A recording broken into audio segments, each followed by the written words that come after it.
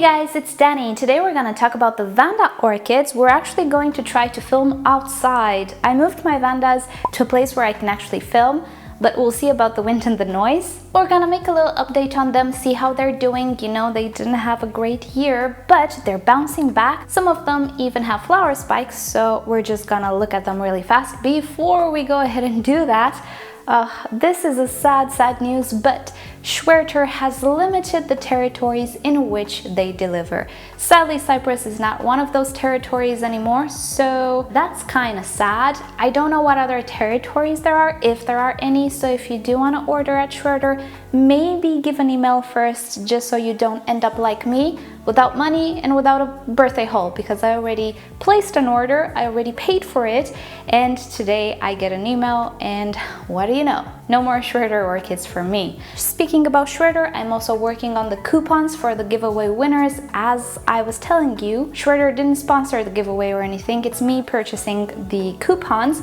and I've been trying to get them for a lot of days, and I didn't get any reply back. I got a little bit frustrated on that. Hopefully they will sell me the coupons because they're digital, they don't need to deliver. I don't know, I'm trying to hurry up a little bit, but I'm sorry you guys, I wanted you to have the coupon this week.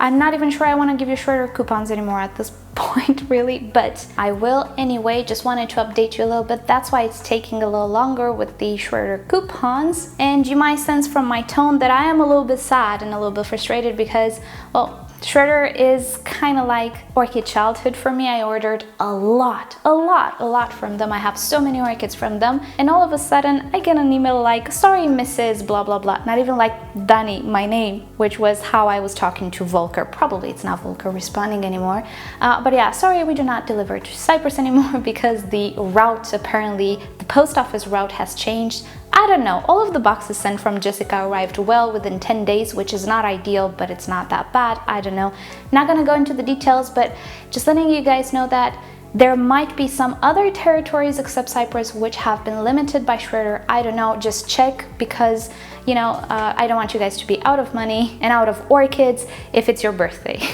I was just unlucky. But that's how it is in business. That's how companies evolve, and yeah, there's no grudge, there's only sadness. I loved Schwerter. Sadly, we won't be talking about Schwerter anymore because I won't be able to order from them anymore, and that is that.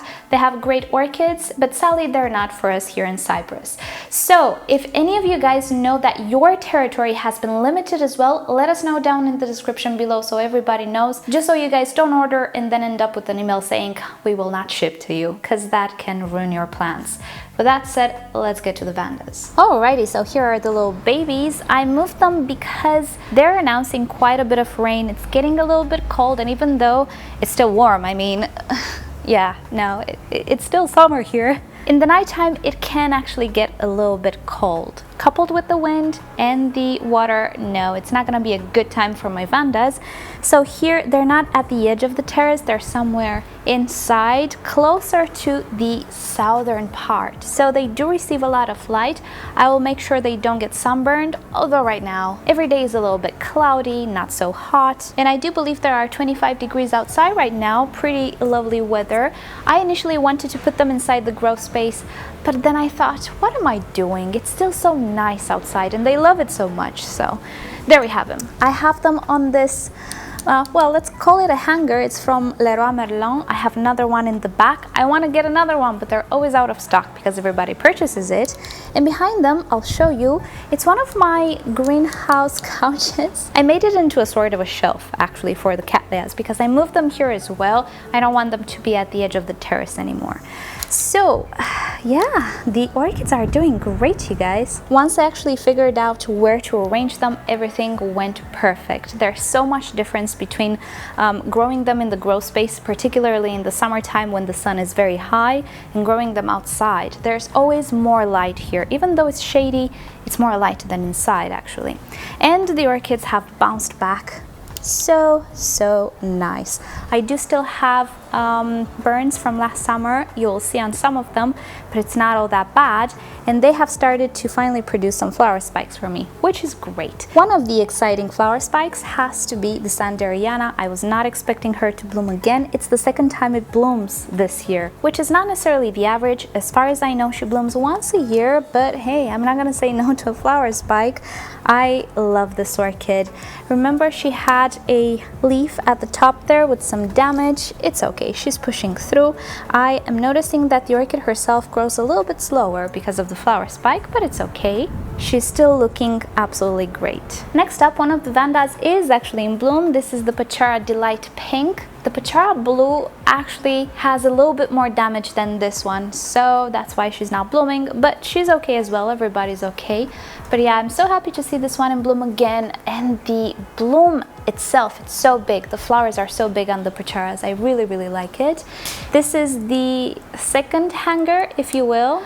It's a double hanger, that's why I really like them. Quality wise, these things are not the best. I actually had to glue them. All the bars and their connections, I glued them because this thing would not sit still, in the sense that it would just bend all the time under the weight of the Vandas. So I glued everything and it works.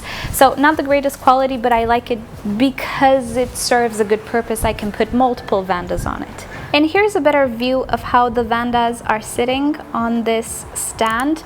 I think it's quite perfect for Vandas. It cannot hold a lot of Vandas, but it is actually really practical, and I do like that it has wheels.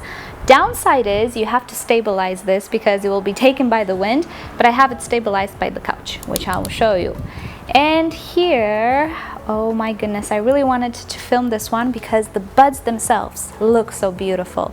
This is the Rinco Stylus Celestis Blue, and I really hope the wind doesn't mess up my audio right now, but I can already see the color of the flowers, the color of the buds. It's blue. Let me get you in closer. There we go. The flower spikes are absolutely beautiful. This is a type of Vanda orchid which creates an upright flower spike, so when she will be in bloom, it's just gonna be one of the best shows I've ever had on a Vanda. The other Vandas, as you can see, they do still have some damage. That one, we'll talk about her in a different video. I think she has some major issues. And up above, you can see I do still have some damaged Vandas here and there, but they are just bouncing back really nice. On the couch here, we have some Cattleyas. This is not a video about Cattleyas, but since we're here, I decided to put them here because they are more protected and they're not going anywhere in this couch. This area is more protected than the edge of my terrace anyway, so the winds are not as strong. And I do have some more Cattleyas in the front, which I'm considering maybe I should put in the grow space, maybe not, I don't know. They have actually flower spikes in the sheets, and I'm so excited for some new premieres in my collection, but most probably it's going to be next month. We're going to talk about the Cattleyas in a different video actually. And if you missed the video with me basketing the Vandas, I'll link it down below in the description. If you remember, I put a liner in these baskets. These are typical wooden Vanda baskets. They come from repotme.com, and they actually are the norm when you want to put a Vanda in a basket. These baskets are very durable because it's solid wood, and I also have a liner. The baskets don't get wet all that much. So about that liner, it does such a beautiful job in maintaining water a little bit more for my Vandas, and they've already started to grow roots and attach to the basket. They've become more stable, which is good, but they still have that sort of reservoir, let's say, that liner, which maintains a little bit more humidity for the root system, and in my summertime it works really great. So the liner idea is actually pretty good, but definitely not suited for all climates and all environments. It definitely works very well for me. So what I'm hoping to see next from my Vandas is just recovery. I want them to grow new leaves, new roots, and of course bloom. So slowly but surely they are doing that. I'm hoping I will not mess up with them in the future because they have been through so much this year. If you don't know the history, I'll link it down below. I had some really bad baskets for them. I messed up the root system, then I burned them in the summertime, trying to figure out how to keep them on my terrace. And until I figured it out, you know, things took a toll. Some of them suffer more than others, but in the end, everybody's pretty much okay. It's just my punishment for not being careful with them. I will not have many blooms this year, but hopefully next year we're gonna have more blooms from the Vandas. So as a final idea, if you are thinking of growing your Vandas outside, do start off with bright shade. It's okay to provide early morning sunshine, and when I say early, I mean early, 6 o'clock, 7 o'clock in the summertime up until 8 or 9. Later than 9 o'clock it can become pretty hot, depending on your territory of course, and then late afternoon sun.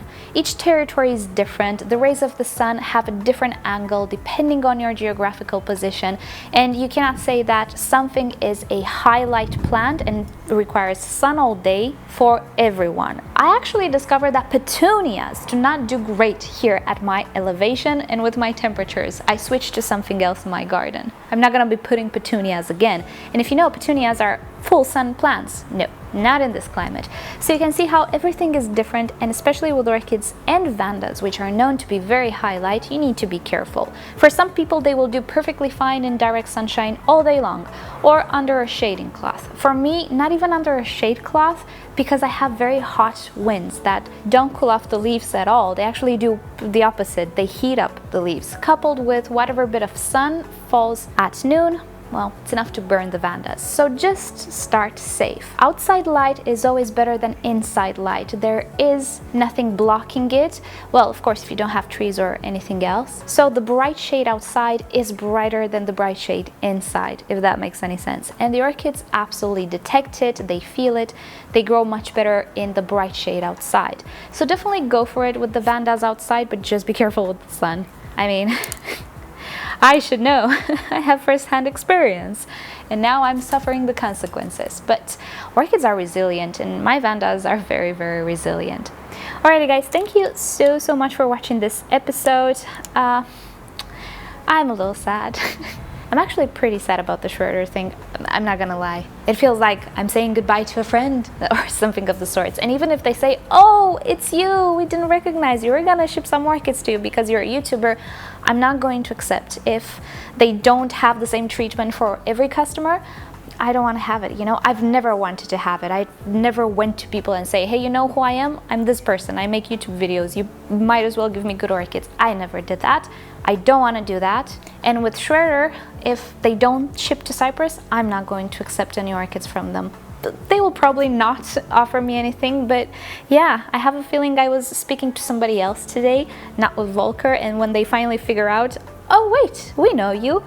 Yeah, sorry, but no thanks. And you know, that's just sad. Anyway, on that note though, there are many other orchid nurseries out there. There's eBay, thank goodness. And that is that. For you guys who do have access to Schwerter, go visit them. They have beautiful orchids, and I hope they don't limit territories even more than this. So alrighty guys, thank you so much for watching today's video. Hope you've enjoyed the little update. You know the drill, like or dislike this video below. Subscribe to my channel for regular orchid videos, tutorials, Q&As, and updates. And if you like YouTube to notify you whenever I upload a new video, just turn on notifications for my channel. If you're curious about my setup, about the baskets, about the pots, whatever, I have everything that I use listed in the description. And with that said, I'll see you guys tomorrow. Bye!